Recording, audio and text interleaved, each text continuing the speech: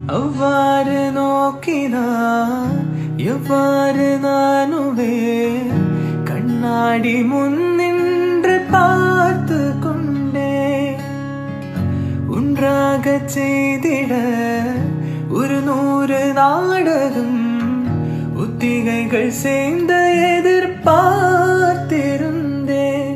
எதிர்பாராமலே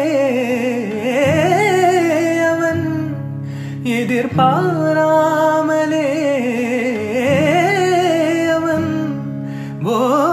பின்னிருந்து வந்து என்னை பம்பரமை சுழற்றி விட்டு உலகுந்த பெருவாயில் எந்தன் வாயோடு வாய்ப்பதித்தான்.